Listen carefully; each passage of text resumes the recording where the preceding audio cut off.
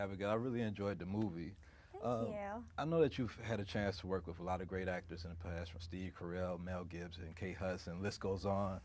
But in this movie, you have so many great actors that's on screen at one time. Was the experience different, and did you get to actually meet most of your cast members? I didn't. I would have loved to have gotten to meet everybody. I met Lea Michele on set, who I was really excited to meet because I'm a huge Glee fan, and she was so sweet.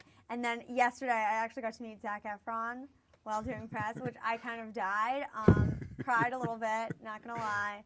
Kind of was dying, but he was really nice, and so yeah, I was definitely excited about that. But I would have loved to have met and worked with everybody in the movie, though.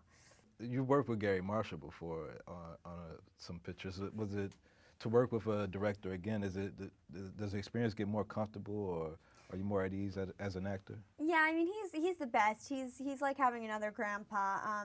You know, I loved working with him on this movie too, and he kind of came up to me before we started filming and said, I need you to help me with the teenagers because I don't know what they do these days, and with the phones and everything. So he would ask me like, "Would you ever say this in real life?" And it was fun though.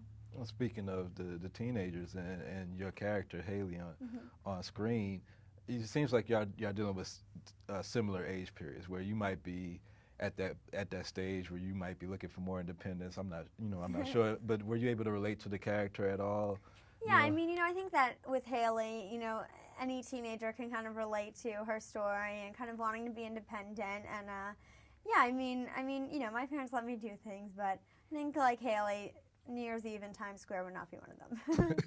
That was going to be my next question. Yeah, were you able to do that? Never done that. Never done that. I watched it on TV, but that's pretty much it. I want to go to Times Square tonight to watch the ball drop. Well, I plan to avoid this entire section of the city tonight. Okay, well, I don't want you to stay. I want you to go home. Ouch. There's this guy in my history class. His name is Seth, and I've been hoping, I had this like sick dream that, we'll get to hang out at midnight, and then of course, I'll come right home. Honey, I'm sorry. I'm not comfortable allowing you to stay in Times Square at night alone. Period. End of discussion. Got it. Sorry. Come on. I'm 15. I know, Hailey. Like, this is not a training bra. And this is not Girls Gone Wild. New Year's Eve, especially in the movie, seems to be a real self-reflective, where everybody's thinking about what they could do different and what they should look forward to the next year. If you had to think of us collectively as Americans, what do you think America could do better in 2012 than we've done this year?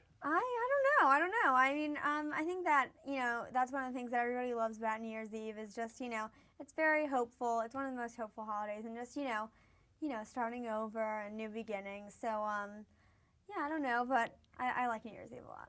Okay. And is there any other projects that you got coming up in the near future that you could tell us about? Yeah, I have a movie called The Class Project that I just finished, which is a really different movie than I've ever done. It's very dark, and my band Cab actually has a song in it, so I'm excited for that. And yeah, just working with my band and all that, so yeah. All right, well, we'll be listening or watching you, whatever you do, and thank you for taking the time. Thank you very much. Happy New Year. Happy New Year.